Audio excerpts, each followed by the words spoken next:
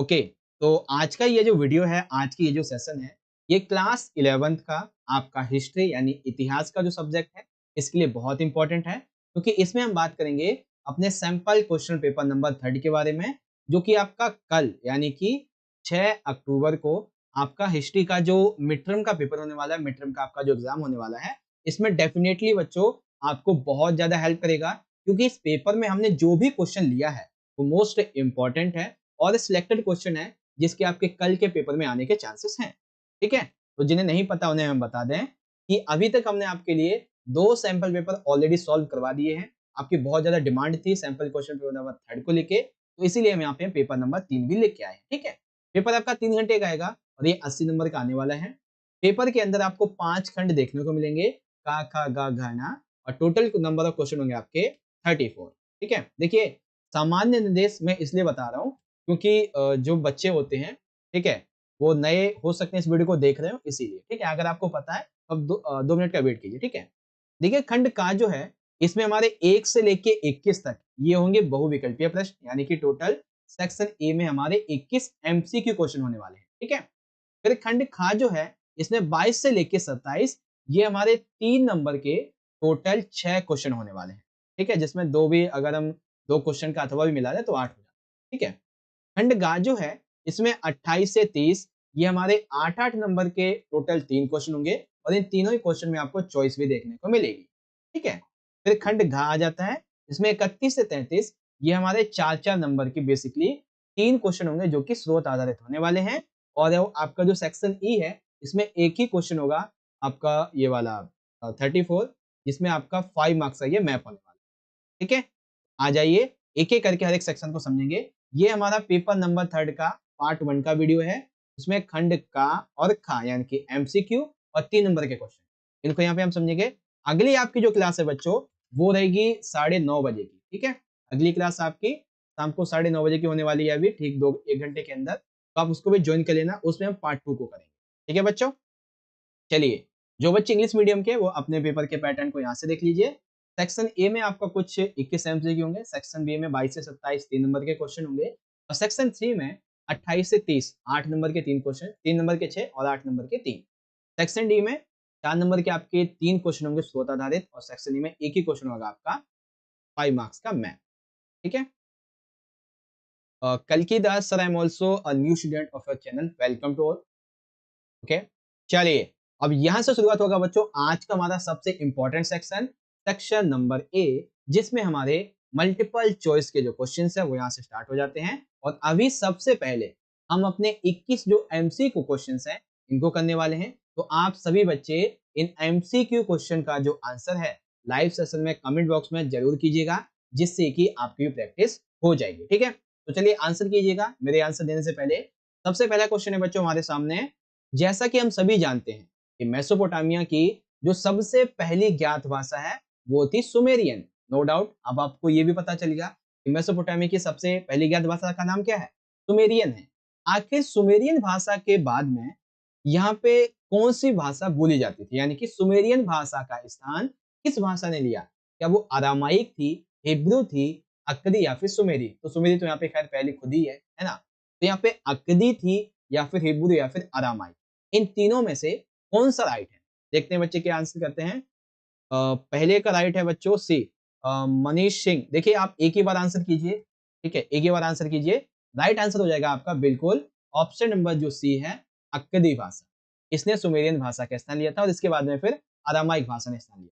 ठीक है, तो as we known the Sumerian language was the first spoken in the Mesopotamian civilization, but which language started being spoken after that? तो ये थी Akkadi, Akkadian language. Okay, question number second, Roman साम्राज्य में लेखन सामग्री के लिए निम्नलिखित में से किसका सबसे अधिक उपयोग होता था? यानी कि रोमन अंपायर के संबंध में सबसे ज्यादा जो मटेरियल था ये किस चीज से लिखा जाता था? देखने के क्या बच्चे आंसर करते हैं। ओके, ठीक है, वाओ क्या बात है, बहुत से बच्चों का राइट आंसर आ रहा है ए, मनीष, सचिन, वेरी गुड। अच्छा ये तो सिंचैन नाम लिखा हुआ है, क्या बात है। मोहम्मद शायद ए आ रहा है, क्या बात है, पूरा चैट सेक्शन ए से लिख दिया। Tanuja, Bhavna, drawing and desert eagle, very good, A right है। Rahul, Subhash, motivation, mister black venture, very good. A right है। पायरस पत्र, और इसकी क्या क्या विशेषताएं थी? ये बेसिकली नील नदी के किनारे उगाया जाता था, है ना? याद है ना आपको वाला जो हमने सेकंड, जो हमारा सैंपल नंबर सेकंड था, उसमें किया था ये वाला एमसीक्यू, ठीक है? तो ऑप्शन नंबर ए राइट हो जाएगा। आगे आ जाता है बच्चों क्वेश्चन नंबर थर्ड। अब यहाँ पे ये बहुत ही आसान क्वेश्चन है। मैंने बोला था ना आपसे कि पेपर में 3 से 4 क्वेश्चन तो ऐसे होंगे जिसका आंसर देखते ही आप दे दोगे। 3 से 4 क्वेश्चन ऐसे होंगे जो आपने देखे भी नहीं होंगे कि ये किताब में है भी या नहीं है, लेकिन होते हैं, और बाकी के नॉर्मल क्वेश्चन होंगे। तो ये उन्हीं आसान क्वेश्चन में से बहुत ही आसान है। मंगोल कबीले के सरदारों की सभी कुरिलताई ने चंगेज खान को किस उपाधि के नाम से बताया? सिंपल सी बात है, मंगोल के सरदारों ने चंगेज खान को किस उपाधि से विभूषित किया है? तो इसका आंसर तो सभी को पता होगा, बी है सर जी। वेरी गुड, जी हाँ, बी है सर जी, जो कि था समुद्री खान, ठीक है? ऑप्शन नंबर आपका बी राइट हो जाएगा। चलिए, अब क्वेश्चन नंबर 4 आ जाता है। अब इस क्वेश्चन से आपका एक 3 नंबर का क्वेश्चन कंप्लीट होगा। समझिए कैसे? देखिए क्वेश्चन में पूछा गया है 3 वर्गों में सही का चयन कीजिए। तो 3 वर्गों के संबंध में जो सही कथन है वो कौन-सा हो जाएगा भाई? ये समझते हैं। सबसे पहले पादरी वर्ग। तो पादरी वर्ग में इस वर्ग में चर्च और जो पोप थे ये शामिल होते थे, बिल्कुल ठीक है। अभिजात वर्ग, इसमें सामंत शामिल होते थे, वहाँ के जमींदार, वहाँ के जो धनी व्यापारी लोग थे ये शामिल होते थे। फिर कृषक वर्ग की बात आ जाती है, तो इस वर्ग में किसान और मजदूर ये सभी शामिल थे। यानी कि कौन सा राइट आंसर हो जाएगा बच्चों? जी हाँ, ऑप्शन नंबर यहाँ पे है, क्या कह रहे हैं बच्चे? सर जी बी होगा। नहीं नहीं नहीं, राइट आंसर, हाँ अब हुई ना बात, क्या बात, all of the above, very good. Right answer हो जाएगा बच्चों आपका उपरोक्त सभी। तो अगर आपसे पेपर में पूछा जाए 3 प्रकार के वर्गों का वर्गीकरण कीजिए, उनकी विशेषताएं बताइए। पादरी, अभिजात और कृषक, ये 3 वर्ग हो गए। एक-एक विशेषता आपको यहाँ से पता चली, एक-एक अपने तरफ से लिख देना, सिंपल, ठीक है? Choice choice the correct one among the 3 categories. आपके सामने ये तीनों ही हैं और तीनों ही राइट है। ओके, चलिए, अब क्वेश्चन नंबर 5 में देखिए, आप सभी को चंगेज खान के बारे में 4 से 5 बातें या फिर 4 से 5 एमसीक्यू एक ही बार में पता चलेंगे। जैसे कि चंगेज खान का जन्म लगभग 1162 ईस्वी में हुआ, जो कि आधुनिक मंगोलिया का जो मंगोलिया में एक ओनो नदी है, इसके निकट हुआ। ठीक है? चंगेज खान का प्रारंभिक नाम था तेमुजिन, बिल्कुल ठीक है। चंगेज खान के पिता का नाम था येसुजेई, जो कि एक कियात कबीले के मुखिया थे। इनकी माता का नाम था ओलिन एके, जिन्होंने तेमुजिन यानी कि चंगेज के प्रारंभिक नाम को यहाँ पे बताया गया है। तो तेमुजिन और उनके सगे सौतेले भाइयों का सभी का एक साथ पालन पोषण किया था। ठीक है ना? यानी कि इसमें कौन से ऑप्शन राइट हो जाएंगे? आपका पहला, दूसरा, तीसरा, चौथा। ये सभी के सभी आपके जो ऑप्शन है वो यहाँ पे एकदम करेक्ट बैठते हैं। ठीक है? तो अब अगर आपसे पेपर में पूछा जाए कि चंगेज खान का जन्म कब हुआ? तो लगभग 1162 ईस्वी में। वर्तमान में कहाँ हुआ था? मंगोलिया के निकट जो ओनो नदी है यहाँ पे, मतलब ओनो नदी के पास में। प्रारंभिक नाम क्या था चंगेज खान का? तो तेमुजिन था। इनके पिता का क्या क्या नाम था? येजू सेई था। ये बेसिकली किस कबीले के मुखिया थे? तो कियात कबीले के। माता का नाम ओलन एके, तो ये बता देंगे, है ना? तो इसमें से यानी कि चारों ही ऑप्शन हमारे राइट हैं। तो यहाँ पे ऑप्शन जो सी होगा, जिसमें पहला, दूसरा, तीसरा ये दिए गए हैं, सभी के सभी राइट हैं। डी करेक्ट है sir ji, all the above, very good, क्या बात है। इसी तरीके से इंग्लिश में read carefully the following statement regarding the introduction of Genghis Khan. आपके सामने ये पॉइंट आ जाते हैं, आप यहाँ से इसको रीड आउट कर सकते हैं। ठीक है? चॉइस द करेक्ट ऑप्शन, तो आपके सामने सी हो जाएगा। ओके, चलिए, अब आपके क्वेश्चन नंबर 6 से भी एक साथ कह सकते हैं कि आपके 3 जो एमसीक्यू हैं, वो कंप्लीट हो गए, छोटे-छोटे 3 एमसीक्यू। क्वेश्चन ये है बच्चों कि किस सम्राट ने 2700 ईसा पूर्व में गणतंत्र शासन व्यवस्था का तख्ता पलट किया था और स्वयं सम्राट बना, और उसके साम्राज्य को प्रिंसिपेट कहा जाता था? तो याद रखना बच्चों, आपसे क्वेश्चन में पूछा जा सकता है एमसीक्यू के अंदर कि प्रिंसिपेट राज्य का संबंध किससे है, या फिर प्रिंसिपेट राज्यों की स्थापना कब हुई थी? तो 2700 ईसा पूर्व में हुई थी। अब ये बताओ, आखिर ये की किसने थी? ये ऑगस्टस ने, कॉन्स्टेंटाइन ने, टिबेरियस या फिर जस्टिस ने? तो किसने की थी भाई? इसका आंसर सभी को पता होगा, प्रिंसिपेट का संबंध किससे है? वेरी गुड, ड्राइंग कल्कि और desert eagle, very good, Palak कल्कि and mister backbencher, Manisha, Mohammad Singh चैन, क्या बात है। राइट आंसर आ रहा है सभी का, जी हाँ, ये की थी बच्चों ऑगस्टस ने। ठीक है ना? तो आपसे पेपर में आ जाए कि प्रिंसिपेट का संबंध किससे है? तो ऑगस्टस से है। किसने स्थापना की? ऑगस्टस ने की। कब की? 27 ईसा पूर्व के आसपास की थी, तो ये याद रखिएगा। ठीक है बच्चों, अब आप इस तरीके से समझ गए। अब इंग्लिश में देख लीजिए, तो यहाँ पे आपका जो ऑप्शन नंबर होगा ए वाला ये राइट हो जाएगा। ठीक है, चलिए क्वेश्चन नंबर 7 आ जाता है, शांति काल के रूप में किस शासक के काल को याद किया जाता है। ये क्वेश्चन भी आपके छठे से ही मिलता जुलता है। ठीक है, क्या क्वेश्चन है कि एक पीस टाइम पीरियड था, पीस टाइम एरा था, इसको बेसिकली किस रूलर के संबंध में माना जाता है। सर मेरा नाम लो प्लीज सर, मोहम्मद शैद। ओके, चलिए तो यहाँ पे शांति काल का संबंध किससे है। सर जी ए है। जी नहीं, ए नहीं है। अभी मैंने बोला था ना कि ये क्वेश्चन भी छठे से ही संबंधित है, तो आप समझे नहीं शायद इसका आंसर। हाँ, अब हुई ना बात। देखिए अब बी आंसर आ रहे हैं सभी के, वेरी गुड है। ऑगस्टस से संबंधित है, शांति काल के रूप में इस शासक को याद किया जाता है। ठीक है, which rulers period is remembered as a period of peace that is called Augustus. Question number 8 आ जाता है।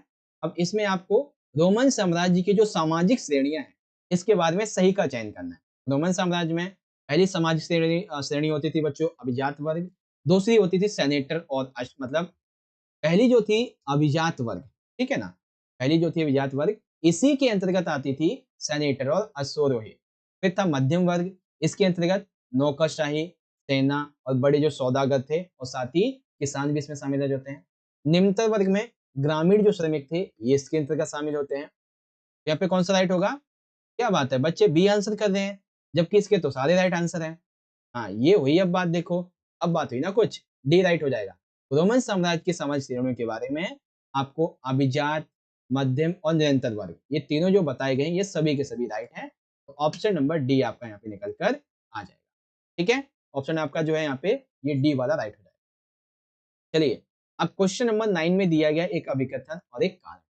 क्वेश्चन क्या है अभिकथन का कि मध्यकालीन यूरोप में जो कैथोलिक चर्च था ये एक शक्तिशाली संस्था थी। नो डाउट, जब मध्यकालीन यूरोप था उसमें ये बहुत ही ज्यादा पावरफुल थे। ठीक है ना, चर्च जो थे। कारण क्या था कि भिक्षुओं के समूह जिन्हें फ्रायर कहते थे वे एक स्थान से दूसरे स्थान पर घूम घूम कर लोगों को उपदेश देते थे। अब यहाँ पे ध्यान से देखो, अभिकथन में क्या कहा गया है कि मध्यकालीन यूरोप में कैथोलिक चर्च एक शक्तिशाली संस्था थी। बिल्कुल राइट है। और दूसरा कारण कहा गया है कि भिक्षुओं का एक ऐसा समूह जिसे फ्रायर कहते थे ये एक स्थान से दूसरे स्थान पर घूम घूम कर लोगों को उपदेश देते थे, तो ये भी राइट है। लेकिन एक तरफ बात है कैथोलिक चर्च की, दूसरी तरफ बात है फ्रायरों की। यहाँ पे क्या होगा, अभिकथन और कारण दोनों हमारे सही तो हैं, लेकिन यहाँ पे हमें एक्सप्लेनेशन कहीं नहीं मिल रही है। ठीक है, क्योंकि एक तो कैथोलिक चर्च की बात हो रही है, एक फ्रायर की बात हो रही है, इन दोनों का आपस में संबंध अलग है ना। तो बी राइट होगा आपका, ए और आर दोनों सही है, लेकिन आर ए का स्पष्टीकरण नहीं है। ठीक है, मैं यहाँ पे देख रहा हूँ पूरा चैट सेक्शन जो है वो आपने हैंग कर दिया है बी ऑप्शन से, पता था मुझे। क्या बात है, क्वीन ऑफ हार्ट आप भी यहाँ पे आ गए, चलिए बढ़िया है। उसके बाद है which of the following is correct. Assistant ठीक है, रीजन भी ठीक है। ठीक है, यहाँ पे बी हो जाएगा आपका राइट, कि एक्सप्लेनेशन नहीं है बस इसमें, बाकी ठीक तो दोनों ही। ओके, चलिए अब एक मिलान को देख लेते हैं। ये हमारा मिलान है बेसिकली, इसके मिलान को कैसे कैसे करना है इसको भी ध्यान से समझिए। ठीक है, देखिए कैंपेनिया जो है ये कहाँ से आता था भाई, तो कैंपेनिया बेसिकली इटली से आता था। ठीक है, और फयूम किसका संबंध है इसका, तो फयूम जो था वो मिस्र से आता था। वाइटिका किसका संबंध है इसका, तो ये वाइटिका ये स्पेन से आता था। और बाइजेकियम ये आता था ट्यूनिशिया से। तो देख लेंगे, पहले का सी, दूसरे का ए, तीसरे का डी और चौथे का बी। तो कौन सा राइट हो जाएगा यहाँ पे, क्या बात, ए राइट हो जाएगा। जी हाँ, ए राइट हो जाएगा, पहले का सी, दूसरे का तीसरे का डी, चौथे का बी, इस तरीके से। ठीक है, अब जो बच्चे इंग्लिश मीडियम के वो भी यहाँ से देख लें। आपका पहले का ऑप्शन नंबर हो जाएगा यहाँ पे सी, दूसरे का ए हो जाएगा, तीसरे का डी हो जाएगा, चौथे का यहाँ पे बी हो जाएगा। ठीक है, चलिए अब ये क्वेश्चन आ चुका है, काफी इंपॉर्टेंट है। 9वीं शताब्दी में प्राय यूरोप में युद्ध होते रहते थे।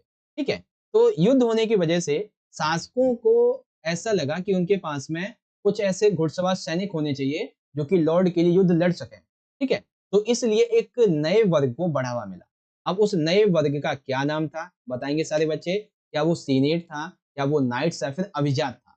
ठीक है, तो आप सभी को पता होगा इसका संबंध किससे है, जो कि कुशल घुड़सवार होते थे। ठीक है, जो लॉर्ड के लिए युद्ध लड़ते थे, क्या नाम है उनका, क्या बात है, सभी बच्चों ने ए राइट आंसर दिया, बट ऐसा नहीं, वो सीनेट नहीं, बल्कि वो कौन थे, सीनेट की जगह उनका क्या नाम था, उनका नाम था बच्चों नाइट्स। उनको क्या बोलते थे, नाइट्स बोलते थे। अभी जब मैं आपको एक 3 नंबर का क्वेश्चन कराऊंगा तो उसमें नाइट की विशेषता भी बताऊंगा, इनका उदय कैसे हुआ, क्या इनकी विशेषता थी, सब कुछ आपको बताऊंगा अभी, ठीक है। इंग्लिश में आ जाता है, there were frequent wars in the 9th century which give rise to this new class, it is called knights. Okay, चलिए क्वेश्चन नंबर 12 बहुत ही आसान प्रश्न है बच्चों। इसमें पूछा गया है, रोमन साम्राज्य में अर्थव्यवस्था के लिए मुख्य व्यापारिक मदें क्या थी। ठीक है, यानी कि जो रोमन साम्राज्य था इसमें सबसे इंपॉर्टेंट जो आइटम था इकोनॉमी के लिए वो कौन सा था। क्या नाम है गस्टर, आपका क्या क्वेश्चन है, आप कुछ कह रहे थे, पूछ लीजिए। तो रोमन साम्राज्य में गेहूं, अंगूरी शराब और जैतून का तेल, ये सभी अर्थव्यवस्था की मुख्य व्यापारिक मदें हैं। यानी कि क्या बात है, 60 बच्चे लाइव सेशन में जुड़े हुए हैं और सभी ने यहाँ पे राइट आंसर दिया है डी। एक है द काइट किंग, आपने सी बोला है, और शुभम आपने भी सी बोला है, मतलब सिंचन बेसिकली, तो आपका गलत है। आपका यहाँ पे डी हो जाएगा, गेहूं, अंगूरी शराब, जैतून का तेल, ये सभी इसके मुख्य व्यापारिक मदों में शामिल थे। What were the main trade items for the economy of the Roman empire, it's wheat, grape wine and olive oil, all of the above. Complete. चलिए क्वेश्चन नंबर 13, इसमें से आपको एक 3 नंबर का क्वेश्चन पता चलेगा क्योंकि इसमें 3 विशेषताएं जो हैं वो किसके संबंध में होंगी, पादरियों के संबंध में। तो हमें बताना है कि इनमें से एक ऐसी विशेषता है जो पादरियों की विशेषता नहीं है। ठीक है, तो कौन सी नहीं है आइए समझते हैं। देखिए सबसे पहले दिया गया कि पादरियों के पास में, यानी कि लॉर्ड के पास में राजा के द्वारा दी गई भूमियां होती थी जिनसे वे कर उगा सकते थे, क्योंकि ये भूमि क्या करते थे, अपने अधीन जो कृषक होते थे उनको दे देते थे। ठीक है, और उनसे ये टैक्स वसूला करते थे। और कैसा टैक्स वसूलते थे, ये उनकी उपज का प्रति, जो भी उपज होती थी उनका 1/10वां भाग अपने पास ले लेते। ठीक है, इस तरीके का कर ये उगा करते। ठीक है, इसके बाद पादरी जो थे वो रविवार के दिन गांव में धर्म उपदेश देते थे और एक सामूहिक प्रार्थना भी करते थे। ठीक है, ये फ्रांसीसी समाज के प्रथम वर्ग में शामिल थे, इसीलिए इन्हें कुछ विशेष अधिकार भी मिले हुए थे। ओके, अब यहाँ पे बच्चे आंसर कर रहे हैं कि ए है और सी है। ए और सी नहीं, ए और सी नहीं है, यहाँ पे राइट आंसर बेसिकली सी ही है केवल। ठीक है, जो पुरुष पादरी बनते थे वो कभी भी शादी नहीं कर सकते, और यहाँ पे क्या कहा गया है, यहाँ पे कहा गया है शादी कर सकते थे, ये गलत है। तो अब याद रखो, पेपर में अगर 3 नंबर का क्वेश्चन आ जाए कि पादरियों की विशेषताएं बताओ, तो आप ये चारों विशेषताएं लिखना, बट यहाँ पे क्या कहा गया है कि शादी कर सकते थे, इसमें एक वर्ड यूज कर देना कि शादी नहीं कर सकते थे, बस आपकी ये 4 विशेषताएं यहाँ पे आ गई। ठीक है ना, तो इसी तरीके से 3 नंबर का क्वेश्चन कंप्लीट हो गया। तो आपको इसकी विशेषताएं बतानी थी जिसमें से जो नॉट इंक्लूडेड है, तो man who become priest could Mary, ये यहाँ पे इंक्लूड नहीं है। ठीक है, क्वेश्चन नंबर 14 ऑलरेडी आपको मैं करवा चुका हूँ। नगरवासी वर्ग के उदय के क्या कारण थे, तो आखिर नगरवासी वर्ग जो था ये क्यों उदय हुआ। ठीक है, क्या रीजन थे इसके उदय होने की, इसका सबसे बड़ा जो कारण था उदय होने का वो क्या था। ओके, यहाँ पे बच्चे आंसर कर रहे हैं, कंफ्यूज हो गया था सर, चलिए कोई बात नहीं। देखिए कंफ्यूज हो गए थे लेकिन अब क्लियर हो गया ना, ये सबसे बड़ी बात है। ठीक है, चलिए, तो यहाँ पे बच्चे आंसर कर रहे हैं कि सर जी डी है, कुछ कह रहे हैं कि ए है। ए राइट होगा इसका, कि जब 11वीं शताब्दी के आसपास यहाँ पे कृषि विस्तार हुआ जिसकी वजह से जनसंख्या में वृद्धि हुई, व्यापार में वृद्धि हुई और नगरों का विस्तार हुआ, तब जाके एक नए वर्ग का उदय हुआ जो कि था नगरवासी वर्ग। ठीक है, तो ऑप्शन नंबर आपका यहाँ पर ए जो है ये राइट हो जाएगा। What were the reason for the rise of the city dweller class, it is option number A. Okay, question number 15, इस क्वेश्चन में हमें बताना है बच्चों, मंगोलियाई यायावरी समाज के विषय में जानकारी के क्या क्या स्रोत हैं। ठीक है, तो मंगोलियाई यायावर जो समाज था इसके विषय में जानकारी क्या स्रोत हैं, इसके संबंध में 3 नंबर का क्वेश्चन कंप्लीट होगा। सबसे पहला क्या है कि हमें इतिवृत्तों से और यात्रा वृत्तांतों से भी पता चलता है, साथ ही नगरीय जो साहित्यकार के दस्तावेज हैं इससे भी पता चलता है। एक यात्रा वृत्तांत है मार्को पोलो का, इससे हमें इतालवी और लातिनी भाषा में उपलब्ध है जिसके माध्यम से हम मंगोलिया यायावरी साम्राज्य को समझ सकते हैं। ठीक है ना, तो राइट आंसर कौन सा हो जाएगा यहाँ पे, डी। क्या बात है, पूरा चैट सेक्शन आपने डी से हैंग कर दिया है, वेरी गुड। अब यहाँ पे तकरीबन 60-70 बच्चे आंसर कर रहे हैं, तो एक साथ में सभी का नाम नहीं ले पाऊंगा, ठीक है ना, इसीलिए जिन बच्चों ने आपका वैसे मोस्टली डी दिया है आपने, तो डी राइट आंसर यहाँ पे हो जाएगा। What were the source of information about Mongolian nomadic society, तो option number D right. Okay, चलिए क्वेश्चन नंबर 16 बहुत ही आसान क्वेश्चन है, बहुत ही आसान क्वेश्चन है। और इस क्वेश्चन से 3 नंबर का 8 नंबर का जो क्वेश्चन है ये भी निकलता है। क्वेश्चन क्या है? मेसोपोटामिया सभ्यता की निम्न में से कौन सी विशेषता है? तो मेसोपोटामिया नो डाउट एक शहरी और नगरीय सभ्यता थी। मतलब नहीं, ये नगरीय और शहरी सभ्यता तो नहीं थी, लेकिन यहाँ पे कुछ शहर और नगर पाए गए हैं, तो ये हम कह सकते हैं। ठीक है? उसके बाद लेखन कला का यहाँ पे विकास हुआ, ये भी हमने देखा था। इसके सुदूर देशों से व्यापार होते थे, जैसे कि हड़प्पा हो गया और जो जगह थे, इनसे व्यापार होते थे। यहाँ पे कौन सा राइट हो जाएगा? सर जी डी होगा। क्या बात है! फिर से आपने चैट सेक्शन डी से एंकर दिया। वेरी गुड, आपका यहाँ पे डी राइट हो जाएगा। अब देखो यहाँ पे ये जो वर्ड है ना, कि शहरी और नगरीय सभ्यता, यहाँ पे ये होना चाहिए था कि शहरी और नगरीय जो इलाके थे, ये भी पाए गए थे। क्योंकि मेसोपोटामिया कोई शहरी या नगरीय सभ्यता नहीं, बल्कि कैसी सभ्यता थी? ये एक ग्रामीण सभ्यता थी। अब यहाँ पे इस सभ्यता की जगह हम बोल सकते हैं, गाँव बोल सकते हैं या फिर यहाँ पे शहर बोल सकते हैं। ठीक है ना? तो हम ये शहर लिखेंगे, तभी हमारे सभी राइट। ठीक है ना? तो which of the following is the especially Mesopotamian civilization? ये all of the above right हो जाएगा। ओके, चलिए 17वें क्वेश्चन का आंसर करो बच्चों कि 12वीं शताब्दी में फ्रांस में जो कैथीड्रल कहलाने वाले डैश का निर्माण हुआ। ठीक है, तो ट्वेल्थ सेंचुरी में आखिर ये जो कैथीड्रल कहलाने वाले बड़े बड़े डैश थे, इनका निर्माण हुआ। इनको क्या बोलते थे? इनको बोलते थे डी रंगशाला। नहीं, गलत है। एक बच्चे ने आंसर दिया है अभी तक, सोनू राजपूत AK 2.0 एंड उसके बाद में ड्राइंग मोटिवेशन सिंचन मनीष जैमिनी गौतम, और आज आपने बी दिया, गलत है। सुषमा वर्मा आपका भी राइट है। अनुजा शर्मा आपका गलत है। और उसके बाद में आता है शिवू, आपका राइट है। वेरी गुड, चलिए बहुत राइट आंसर है। ये बेसिकली एक सेकेंड, हाँ आपने चर्च बोला है, तो यहाँ पे चर्च था। ठीक है ना? क्या था? कैथीड्रल जो कहलाने वाले बड़े बड़े डैश थे, वो 12वीं शताब्दी में फ्रांस में इनका निर्माण हुआ था, चर्चों का। ठीक है, यहाँ पे देखेंगे ऑप्शन सी राइट हो जाएगा। अब आता है क्वेश्चन नंबर 18। ये एक टाइम पीरियड में बताने बच्चों, जब यूरोप में एक बहुत ही बड़ी महामारी आई थी, जिसे हम बोलते हैं ब्यूबेनिक प्लेग। ठीक है, 14th सेंचुरी के आसपास। अब देखो इसका ना एक सिंपल सा आपको मैं एक फॉर्मेट बताता हूँ। यहाँ पे मैं बात कर रहा हूँ 14th सेंचुरी की, यानी कि यहाँ पे हम 1399 से पहले तक की बात करेंगे। ठीक है, कितने से? 1300 से लेके 1399, इसके बीच की बात करेंगे। ठीक है, तो आपका बी तो ऑप्शन हट ही जाता है। तो अब बताओ ब्यूबेनिक प्लेग नामक बीमारी कब से कब तक चली थी? ठीक है, एक थोड़ा सा और हिंट दे देता हूँ, ये 3 साल तक चली थी बेसिकली। तो अब आप देख लो इसमें से 3 साल तक कौन चला था? बच्चे कह रहे हैं कि सर जी डी है इसका, ना तो इसका डी है, ना तो इसका सी है। मैंने अभी आपको हिंट दिया ना कि 3 साल तक चली थी, तो कौन सी थी? हाँ, एक बच्चे ने सही राइट दिया है, सिंचैन। फिर यहाँ पे अब सारे बच्चे राइट आंसर करने लगे हैं। वेरी गुड, ए राइट है। जी हाँ बच्चों, ये किया था लगभग 1347 और 1350 के आसपास। कितने सालों तक? 3 सालों तक। ठीक है, उसके बाद आ जाता है इंग्लिश में कि how did the bubonic plague salt epidemic last. It is यहाँ से यहाँ तक था। ठीक है, क्वेश्चन नंबर 19। अब यहाँ से हमें एक रिक्त स्थान दिया गया बच्चों कि डैश प्रारंभिक रूप से वह नियम संहिता थी, जैसे कि चंगेज खान के द्वारा 1206 में कुरिल्ताई में लागू किया गया था। तो ये क्या थे भाई?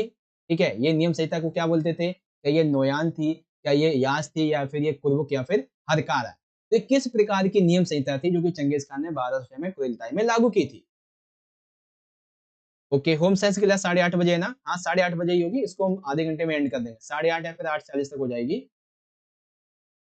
ओके, चलिए बी राइट आ रहा है बच्चों का। जी हाँ, इस नियम संहिता को बोलते हैं यास। अभी यास के बारे में आपको मैं एक 3 नंबर में या फिर 8 नंबर में एक क्वेश्चन भी बताऊंगा, इसी वीडियो में या फिर अगले सेक्शन में। ठीक है, चलिए आगे बात आ जाती है। Dash the code of the rules in its initial from the Genghis Khan implemented in in sorry kurultai in this one. तो ऑप्शन नंबर आपका भी हो जाएगा। अब देखिए क्वेश्चन नंबर 20। अब इस क्वेश्चन के अंदर से आपको बहुत सारी बातें एक ही बार में पता चलेंगी। जैसे कि सबसे पहले ये बच्चों कि लगभग 7000 से 6000 ईसा पूर्व उत्तरी मेसोपोटामिया के मैदानों में खेती की शुरुआत हुई। तो अगर आपसे एमसीक्यू में पूछा जाए बच्चों कि खेती की शुरुआत मेसोपोटामिया में कब हुई, तो लगभग 7000 से 600 ईसा पूर्व।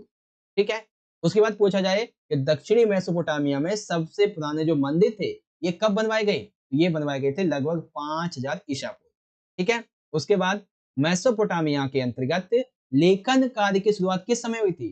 तो लगभग 3200 ईसा पूर्व। और सुमेरियन के स्थान पे जो अक्कदी भाषा का प्रयोग हुआ ये कब हुआ था? 1400 ईसा पूर्व और 2400 ईसा पूर्व। और अक्कदी की जगह जो एक दूसरी हमारी भाषा आई थी जिसका नाम था अरामाइक, जो कि हिब्रू भाषा से मिलती जुलती थी, इसकी शुरुआत हुई थी 1400 ईसा पूर्व।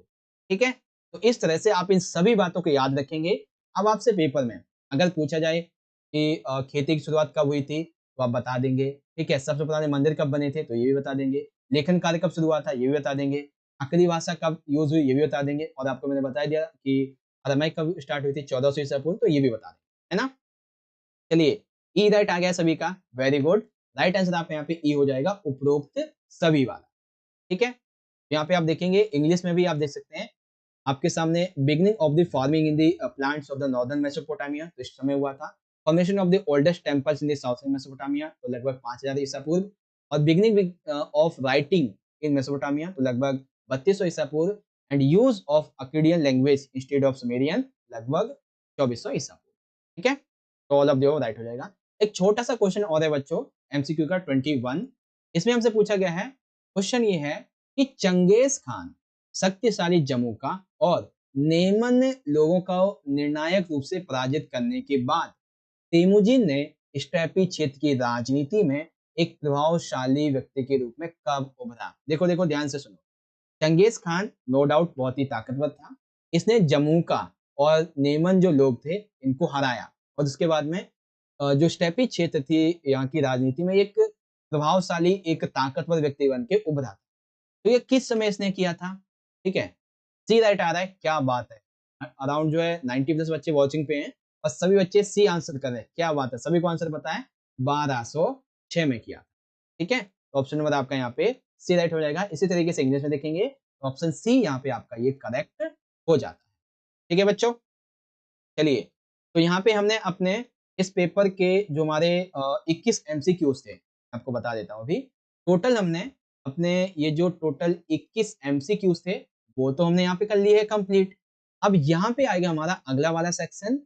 अरे इतनी जल्दी कहाँ भाग रहा है भाई, ये रहा सेक्शन नंबर बी, जिसके अंतर्गत हमारे शॉर्ट आंसर टाइप के क्वेश्चन होंगे। और टोटल जो है 3-3 नंबर के आपके जो है 6 क्वेश्चन होंगे। ठीक है, जिसमें 2 में अगर अथवा मिलाना है तो 3 नंबर के 8 हो जाएंगे। और ये 8 जो क्वेश्चन है ना आपके 3 नंबर के, इसको हम इस प्रकार से बना के लेके आए हैं कि अगर 3 नंबर का क्वेश्चन आपके पेपर में 8 नंबर में आ जाए तो जो आंसर मैं आपको पूरा समझाऊंगा वो लिख देना, पूरे 8 नंबर मिलेंगे। अगर वो क्वेश्चन 3 में आ जाए तो बस उसमें से आपको 50% आंसर लिखना है, ज्यादा नहीं। 8 नंबर में पूरा और 3 नंबर में 50%। ठीक है, तो आ जाइए, जैसा कि अभी मैं आपसे कह ही रहा था नाइट की विशेषताओं की बात करेंगे। तो 22 में हमसे पूछा गया बच्चों कि 9वीं शताब्दी में प्राय युद्ध होते रहते थे जिससे इस नए वर्ग को बढ़ावा मिला, उसका नाम क्या था और उसकी शक्तियों का वर्णन कीजिए। आइए एक एक करके समझते हैं।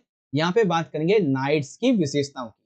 तो ये क्वेश्चन आपसे 8 नंबर में भी पूछा जा सकता है, ठीक है ना। 8 नंबर में पूरा लिखना और 3 नंबर में 4-5 पॉइंट। ठीक है, चलिए, देखिए नाइट्स जो थे ये बहुत ही कुशल घुड़सवार सैनिक हुआ करते थे जो कि लॉर्ड के लिए युद्ध लड़ा करते थे। ठीक है, नाइट्स भी लॉर्ड से उसी प्रकार से संबंध थे जिस प्रकार से लॉर्ड राजा से। आपका अवाक होगी कि सर जी कैसे, जैसे लॉर्ड सॉरी जो राजा थे ये लॉर्ड को जमीनें दिया करते थे, उनका आदर करते थे। ठीक है, उनकी रक्षा करने का वादा करते थे। ठीक इसी प्रकार से जो लॉर्ड थे ये नाइट को जमीन दिया करते थे, बदले में उनकी बेसिकली कुछ और बातें कहते थे, जैसे कि लॉर्ड ने नाइट को भूमि का एक भाग दिया होता था। ठीक है, जिसको बोलते थे फीफ। याद रखेंगे, लॉर्ड के द्वारा नाइट को भूमि के रूप में दिया जाने वाला भाग, इसको फीफ बोला जाता। ठीक है, और बदले में जो लॉर्ड होते थे वो उनकी रक्षा करने का वचन देते। साथ ही फीफ को उत्तराधिकारी के रूप में पाया जा सकता है, इनकी नाइट अपने बेटे को या किसी को दे सकता है। नाइट हो गया और उसका पूरा का पूरा परिवार, ये एक पंचक्की मदिरा संपीड़क के अतिरिक्त उसके उसके परिवार के लिए घर, चर्च, उस पर निर्भर व्यक्तियों की रहने की व्यवस्था भी इसके अंतर्गत शामिल थी। इसके अंतर्गत, इस फीफ के अंतर्गत नाइट अपने लॉर्ड को एक निश्चित रकम देता था और युद्ध में उसकी तरफ से लड़ने का वचन भी देता था। समय रहने पर नाइट्स अपनी सैन्य योग्यताओं को बनाए रखते थे। नाइट अपना प्रतिदिन समय जो थे ये बाड़ा बनाने में, उनकी घेराबंदी करना या फिर पुतलों के संबंध में रणकौशल को दिखाना, अपना बचाव का अभ्यास करना, इन सभी में अपना टाइम निकालते थे। नाइट अपनी सेवाएं अन्य लॉर्डों को भी दे सकता था, अन्य जो लॉर्ड होते थे उनको भी दे सकता था, लेकिन सर्वप्रथम इसकी निष्ठा होती थी अपने लॉर्ड के प्रति। ठीक है, ये कॉन्सेप्ट था बच्चों आपका नाइट्स की विशेषताओं के बारे में। ठीक है बच्चों, अब आप बता देंगे पेपर में अगर आएगा नाइट्स की विशेषताओं के बारे में, 8 नंबर में पूरा आंसर और 3 नंबर में मात्र 4 से 5 पॉइंट। ओके, चलिए अथवा में देखते हैं क्वेश्चन है, सामंतवाद का विस्तार से वर्णन कीजिए। आ जाइए सामंतवाद को समझते क्या था। देखिए सामंतवाद जर्मन शब्द फ्यूड से बना है, जिसका अर्थ होता है भूमि का टुकड़ा। सामंतवाद एक तरह से कृषि उत्पादन को दर्शाता है, जो कि सामंतों और कृषक के संबंधों पर आधारित है, यानी कि कृषि उत्पादन को यहाँ पे बताता है। ठीक है, इसके अंतर्गत कृषक जो था ये लॉर्ड को श्रम सेवा प्रदान करते थे, और बदले में जो लॉर्ड होते थे वो किसानों को क्या बोलते थे कि हम तुम्हारी रक्षा करेंगे, ठीक है, लेकिन तुम्हें हमारे खेतों में काम करना होगा, इस तरीके से। ठीक है, सामंतवाद पर सर्वप्रथम काम करने वाले फ्रांसीसी विद्वान का नाम था मार्क ब्लॉक। तो याद रखना एमसीक्यू में आ सकता है कि फ्यूड का शाब्दिक अर्थ क्या है, ये वाला पॉइंट। और सामंतवाद पर सबसे पहले काम करने वाले व्यक्ति का क्या नाम था, तो मार्क ब्लॉक था। ठीक है, याद रखेंगे इस बात को। आप समझिए सामंतवाद पर सर्वप्रथम काम करने वाले फ्रांसीसी विद्वान मार्क ब्लॉक के द्वारा भूगोल के महत्व पर आधारित मानव इतिहास को गढ़ने पर जोर दिया गया, और साथ ही लोगों के व्यवहार और दुख को समझा जा सके, इसको भी यहाँ पे बताया गया। अब सामंतवाद के अंतर्गत दो प्रकार के काश्तकार होते थे, एक स्वतंत्र किसान और कृषिदास। स्वतंत्र किसान जो कि भूमि को लॉर्ड के काश्तकार के रूप में देखते थे, इसमें श्रम अधिशेष टैली की बात आ जाती है। फिर कृषिदास आते हैं जो कि लॉर्ड के स्वामित्व वाली भूमि के अंदर ही उसी पर कृषि करते थे, जिनके लिए उन्हें कोई मजदूरी नहीं मिलती थी, और लॉर्ड की आज्ञा के बिना ये अपनी जागीर को भी नहीं छोड़ सकते थे, और विवाह संबंधी नियंत्रण भी लॉर्ड के पास में ही होते थे। ठीक है, तो ये कॉन्सेप्ट था आपका इसके बारे में। तो सामंतवाद के बारे में जब आपसे अब कुछ पूछा जाएगा तो आप बता देंगे। तो ये दोनों क्वेश्चन समझ गए बच्चों, नाइट की विशेषताएं और इधर सामंतवाद की बात। अब आता है इंग्लिश में कि there were a frequent wars in the 9th century which give rise to the new class, describe the name power. तो फीचर ऑफ नाइट्स, दो फीचर आपके यहाँ पे दिए गए हैं, बाकी के पॉइंट आप इजीली यहाँ से रीड आउट कर सकते हैं। ठीक है बच्चों, चलिए दूसरा पॉइंट क्या था, दूसरे में बताना था कि describe the feudalism in detail. तो फ्यूडलिज्म क्या है इसको हम समझने वाले हैं। चलिए फ्यूडलिज्म के बारे में, the word feudalism is derived from the German word feud which feud means is piece of land. उसके बारे में आपके सामने ये पॉइंट आ जाते हैं, आप इसको इजीली यहां से रीड आउट कर सकते हैं।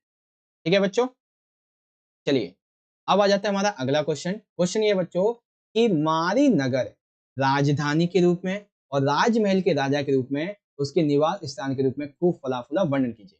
देखिए यहाँ पे कई बच्चे अब गलती करेंगे, कई बच्चे गलती क्या करेंगे, यहाँ पे मारी नगर जो था वो व्यापार के रूप में कैसे फला फूला ये आंसर लिख देंगे, बट ये आंसर आपको यहाँ पे नहीं लिखना है। आपको क्या आंसर लिखना है, आपको मारी नगर शाही राजधानी के रूप में फला फूला, राजा के निवास स्थान के रूप में फला फूला, ये बताना। ठीक है, हालांकि मैं आपको इसका आंसर तो दूंगा ही, साथ ही साथ ये भी बताऊंगा कि मारी नगर व्यापार के लिए संपन्न कैसे था, कैसे व्यापार होता था, ये भी बताऊंगा।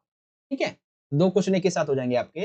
तो लगभग 2000 ईसा पूर्व के बाद मारी नगर जो था ये एक राजधानी और राजमहल के राजा के रूप में विकसित हुआ, और इस विशाल महल में तकरीबन 260 कक्ष हुआ करते। राजा के भोजन की जो मेज हुआ करती थी, मजे नहीं मेज, ठीक है ना, मेज पर रोजाना भारी मात्रा में खाद्य पदार्थ जैसे कि आटे से बनी हुई रोटियां, मांस, मछली, फल, मदिरा या बियर इत्यादि ये रखे हुए होते। ठीक है, किसान और पशुचारक इस राजमहल इस राजधानी के अंतर्गत मौजूद थे, लेकिन अधिकतर जो भाग था वो भेड़ बकरी चराने के लिए उपयोग किया जाता था, और कभी कभी ये दोनों आपस में एक दूसरे के लिए खतरा बन जाते थे। तो ये पॉइंट किसके बारे में, इनकी राजधानी में ऐसे लोग रहते थे इनके बारे में। अब जो दूसरा हमने क्वेश्चन बताया आपको कि मारी नगर व्यापार के लिए कैसे संपन्न था, कैसे प्रसिद्ध था, अब इसकी बात करेंगे। ठीक है, तो लिखा हुआ है मारी एक बहुत ही महत्वपूर्ण व्यापारिक स्थल पर स्थित था। यहां से होते हुए लकड़ी का, तांबे का, रांगे का, तेल का, ताले नहीं तेल है बेसिकली, ठीक है, तेल का, मदिरा का जो व्यापार होता था वो फरात नदी से होते हुए तुर्की, सीरिया, लेबनान इत्यादि से व्यापार होता था। तो सिंपल सी बात है, जब ये आते थे, जितने भी ये पोत वगैरह थे, शिप जो थे वो यहाँ पे आते थे, यहाँ पे कुछ टाइम रुकते ही होंगे, तो ये उनसे टैक्स यानी कि कर वसूलते थे। पहला पॉइंट ये हो गया, और व्यापार भी होता था। साथ ही दक्षिणी नगरों को जाने वाले पोत, जिनसे कि पत्थर का, चक्की का, लकड़ी, शराब, तेल इत्यादि पीपे लादे जाते थे, ये मारी में आके रुकते थे, तो टैक्स मिलता था, इनसे व्यापार होता था, तो ये पॉइंट। ठीक है। उसके बाद कांसा औजार बनाने के लिए प्रयोग किया जाता था, यानी कि कांसा जो था यहाँ पे औजार बनाने के लिए उपयोग होता था। और यह नगर उन दिनों तांबे व टीन के व्यापार के लिए बहुत ही ज्यादा प्रसिद्ध था। कौन सा? मारी नगर। तो दो बातें आपको पता चली, एक तो शाही राजधानी के रूप में और एक महत्वपूर्ण व्यापारिक स्थल के रूप में। ठीक है, दो क्वेश्चन एक बार में हो गए। अब इंग्लिश मीडियम के बच्चे देखें, the city of Mari flourished as a capital and place of the king describe. तो पहला पॉइंट आपका आंसर यहां से हो जाएगा। और दूसरा, मारी city was a rich and precious city for trading, important trading point था, इसके बारे में आप यहां से पढ़ सकते हैं। ठीक है, तो जैसा कि अभी मैंने आपसे बोला था, अभी आपसे बोला था कि मैं आपको बताऊंगा मंगोली शासन में यास की भूमिका। अब आ जाइए, मंगोली शासन में हम बात करेंगे यास की भूमिका की, और ये क्वेश्चन आपके पेपर में 8 मार्क्स में आ सकता है। ठीक है, तो ध्यान से समझिएगा। देखिए मंगोली शासन में यास की भूमिका क्या थी, ध्यान से समझिएगा। देखिए यास प्रारंभिक रूप से वह नियम संहिता थी जिसे चंगेज खान के द्वारा 1206 में कहां पे लागू किया गया था? कुरिलताई में। ठीक है, मंगोलों के लिए अपनी पहचान और अपनी विशिष्टता की रक्षा का एकमात्र उपाय ये था कि वो उस पवित्र नियम के अधिकार के दावे के जरिए करें जो कि उन्हें पूर्वजों से प्राप्त हुआ था, क्योंकि क्या कहलाता था? यास कहलाता। ठीक है, और इस बात की भी पूरी संभावना होती थी कि यास मंगोल जनजाति की ही प्रथागत परंपराओं का एक संकलन था। यानी कि ये जो यास जिस हम नियम संहिता की बात कर रहे हैं, ये बेसिकली एक मंगोल जनजाति की परंपरागत जो प्रथाएं थी इनका संकलन। ठीक है, लेकिन चंगेज खान ने इस संकलन को विविध संहिता कहकर मंगोलों ने से मूसा और सुलेमान की भांति अपने एक स्मृतिकार होने का दावा किया, जिसकी प्रामाणिकता जो संहिता थी ये प्रजा पर लागू की जा सकती थी। यानी कि लोग इसको मान नहीं रहे थे, तो चंगेज खान ने कहा ये विविध संहिता, चंगेज खान ने कहा ये विविध संहिता है जो कि मूसा और सुलेमान की भांति हमारे लिए एक स्मृतिकार है, इसलिए फिर लागू की गई। यास मंगोलों को समान आस्था रखने वाले के आधार पे संयुक्त करने में सफल हुए। यानी कि ये जो संहिता थी, नियम संहिता, इस नियम संहिता ने मंगोलों के उन लोगों को जो एक समान आस्था रखते थे उनका उनको संयुक्त किया। ठीक है, चंगेज खान और उसके वंशजों से मंगोलों की निकटता को स्वीकार किया गया, साथ ही स्थानबद्ध जीवन प्रणाली के कुछ पहलुओं को अपना लिया गया था, और फिर भी यास ने उनको अपने कबीलाई पहचान बनाए रखने के, अपने नियमों को उन उन पराजित लोगों पर काबू करने का आत्मविश्वास दिया। और यास एक बहुत ही सशक्त विचारधारा थी जिसने मंगोल साम्राज्य को इस तरीके से संगठित किया। ठीक है, तो यास की क्या भूमिका थी, अब आप समझ जाएंगे बच्चों अच्छे तरीके से मंगोली शासन में यास की भूमिका। चलिए इंग्लिश में जाइए, describe the role of Yasa in the Mongolian administrative system. तो क्या था इसके बारे में आपके सामने ये पॉइंट आ जाते हैं। अब आप इन सभी पॉइंट को यहाँ से इजीली रीड आउट कर सकते हैं। ठीक है बच्चों, तो 25 को देखेंगे यहाँ पे। मेसोपोटामिया की मेसोपोटामिया की भाषा में विभिन्न भाषाओं का प्रयोग कब कब शुरू होता है और लेखन प्रणाली की विशेषता क्या थी, लिखिए। तो एक एक करके समझेंगे, दो क्वेश्चन है, भाषाओं का प्रयोग कब कब शुरू हुआ, दूसरा क्या है लेखन प्रणाली का विकास कैसे हुआ, यानी कि इसकी क्या विशेषता थी वो बता। तो मेसोपोटामिया की भाषा में विभिन्न भाषा का उपयोग कब कब हुआ इसको देखेंगे, और इससे संबंधित आपके 5+ MCQ निकल सकते हैं, ध्यान से समझते चलिएगा। ठीक है, देखिए इस सभ्यता की सबसे पहले जो ज्ञात भाषा थी वो थी सुमेरियन। सुमेरियन के बाद पे अकदी भाषा अपनाई गई, जो कि कब अपनाई गई थी भाई? 2400 ईसा पूर्व। ठीक है, अब अकदी भाषा के बाद में अपनाई गई अरामाइक भाषा, जो कि लगभग 1400 ईसा पूर्व के बाद में अपनाई गई। अरामाइक भाषा हिब्रू भाषा से मिलती जुलती थी, और 1000 ईसा पूर्व के बाद में यह व्यापक रूप से बोली जाने लगी थी, और आज भी इराक के बहुत सारे क्षेत्रों में यह भाषा बोली भी जाती है। ठीक है, तो ये कॉन्सेप्ट था आपका। अब दूसरा आ जाता है लेखन प्रणाली की विशेषता क्या थी।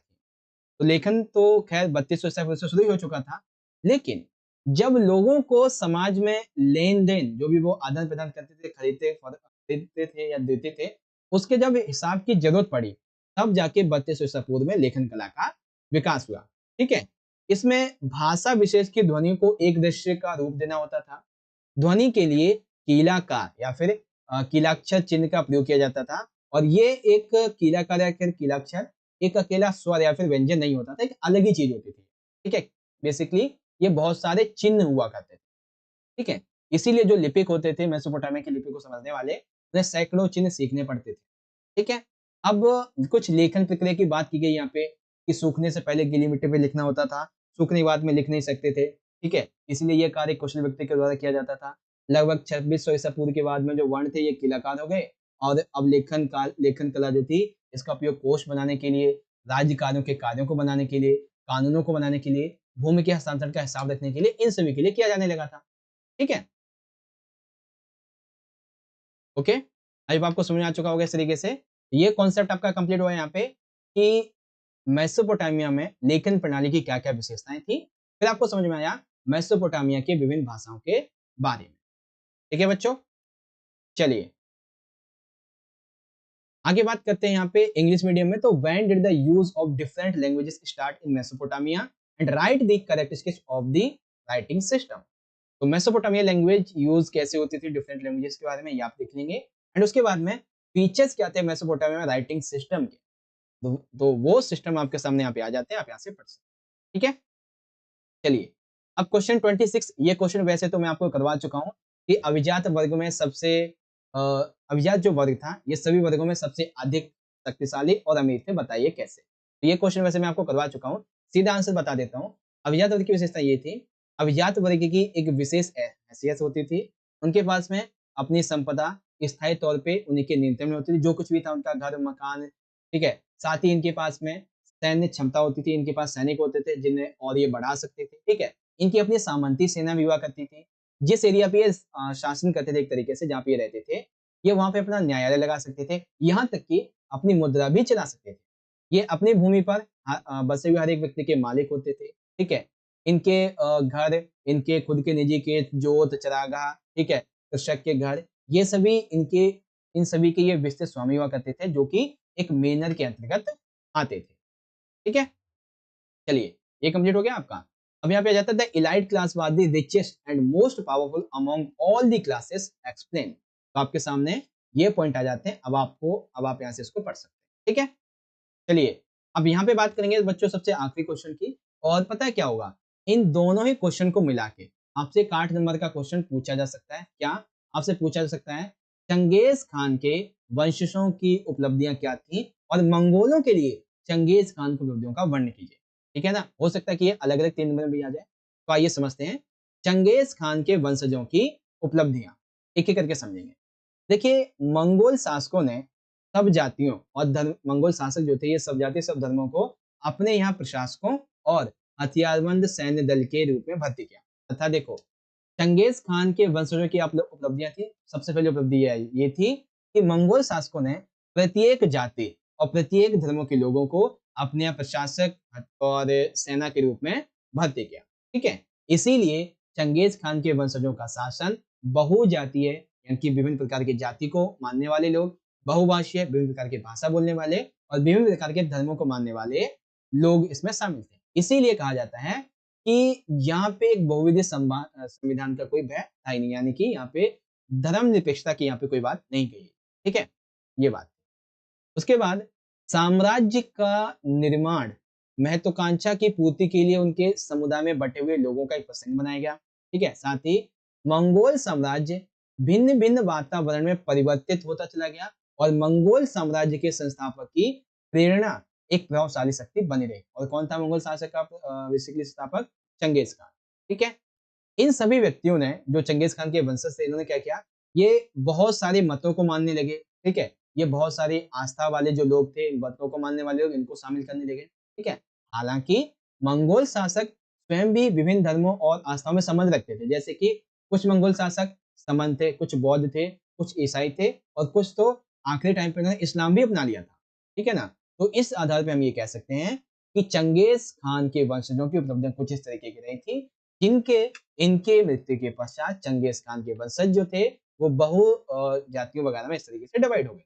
ठीक है, आखिरी क्वेश्चन है, मंगोलों के लिए चंगेज खान की उपलब्धियां, यानी कि मंगोल जो है उनके लिए चंगेज खान की क्या उपलब्धियां थी, तो एक एक करके समझेंगे। मंगोलों के लिए चंगेज खान अब तक के सबसे महान शासक थे जिनकी निम्नलिखित उपलब्धियां रही थी। सबसे पहली, उसने मंगोलों को संगठित किया। क्या किया? चंगेज खान ने मंगोलों को संगठित किया और मंगोलों के बीच में और जो अन्य जो कबीलाई लड़ाइयां चली आ रही थी उन सभी को और चीनियों के द्वारा जो मंगोल थे इनसे मुक्ति दिलवाई और मंगोलों को संगठित किया। ठीक है। साथ ही मंगोलों को चंगेज खान ने समृद्ध बनाया और एक बहुत ही शानदार पार महाद्वीपीय साम्राज्य, यानी कि एक महाद्वीप नहीं 2 से 3 महाद्वीपों में इस साम्राज्य को भी फैलाया और मजबूत बनाया। ठीक है। उसने व्यापार के रास्ते खोजे। ठीक है। व्यापार के रास्तों का विकास किया जिसकी वजह से बाजार स्थापित हुए और बाजार के स्थापित होने की वजह से विभिन्न प्रकार के यात्री यहाँ पर आने लगे और वो इसके बारे में जानने लगे। ठीक है। उसके बाद में जिनसे वेनिस के मार्को पोलो की तरह बहुत सारे यात्री यहाँ पर आकृष्ट हुए। चंगेज खान ने इन परस्पर विरोधी चित्रों के कारण एकमात्र परिप्रेक्ष्य को भिन्नता नहीं बल्कि ये विचार हमें सोचने पे मजबूर करते हैं कि किस तरह प्रभावशाली दृष्टिकोण अन्य को पूरी तरह से मिटा सकता था। ये क्वेश्चन वैसे यहाँ पे कोई जरूरी नहीं है। ठीक है ना। ये 3 पॉइंट लिखना और एक आधा पॉइंट और लिख देना अपनी तरफ से, बस ये आपका आंसर यहाँ पे बन जाएगा। ठीक है। तो आपको दोनों क्वेश्चन समझ में आ गए और अगर आपसे अब ये क्वेश्चन पूछा जाए 8 नंबर में मिला के तो आप बता देंगे आंसर क्या लिखना है। ठीक है। अब जो बच्चे इंग्लिश मीडियम के वो यहाँ से देख लें कि what were the achievements of Genghis Khan. ठीक है। तो आप बता देंगे क्या क्या थी चंगेज खान के वंशजों की अचीवमेंट्स। तो आपके सामने ये पॉइंट आ जाते हैं, पॉइंट ए बी सी और डी के बाद में आ जाता है पॉइंट आपका ई वाला कंप्लीट। फिर आखिरी आता है describe the achievements of Genghis Khan for Mongols. तो मंगोल्स के लिए चंगेज खान की क्या अचीवमेंट्स थी आपके पॉइंट है। बस आपको ये 3 पॉइंट लिखने, ज्यादा नहीं, ये 3 पॉइंट और एक आधा पॉइंट अपनी तरफ से ऐड कर सकते। ओके चलिए। तो इस तरह से आज का हमारा ये सेशन यहाँ पे कंप्लीट हो जाता है। अब जो आएगा वो आएगा हमारा सेक्शन नंबर डी जिसके अंतर्गत 8-8 नंबर के 3 क्वेश्चन होंगे। फिर आएगा हमारा सेक्शन नंबर ई जिसके अंतर्गत, ठीक है, वैसे ये सेक्शन डी नहीं होगा, लॉन्ग आंसर वाला सेक्शन नंबर सी होगा। ठीक है। फिर आएगा सेक्शन नंबर डी आपका और सेक्शन डी के अंतर्गत 4-4 नंबर के आपके 3 क्वेश्चन होंगे। ठीक है। जो कि सोर्स बेस्ड होंगे आपके। और सेक्शन ई में आएगा एक 5 नंबर का आपका यहाँ पे मैप। ठीक है। जिनको कि हम अपने पार्ट 2 की वीडियो में करेंगे और वो वीडियो भी ठीक 1 घंटे के बाद में 9:30 पर वो वीडियो भी यहाँ पे लाइव होने वाली है। तो आप सभी बच्चे उस सेशन को भी जरूर से ज्वाइन कीजिएगा। ठीक है। तो यहाँ पे आज के सेशन को यहीं पे हम एंड करते हैं और एक बार फिर से आप सभी को एडवांस में क्लास 11th के हिस्ट्री के कल के मिड टर्म के एग्जाम के लिए मेरी तरफ से ऑल द बेस्ट। अच्छे से तैयारी की। आपने मैप की वीडियो बताई थी वो भी हमने बनाई ही दी आपके लिए, जाके उसको जरूर से चेक कर लीजिएगा। ठीक है। चलिए मिलते हैं आपसे अगली वीडियो में। इस सेशन को अटेंड करने के लिए आप सभी बच्चों का बहुत बहुत धन्यवाद। जय हिंद, जय भारत, वंदे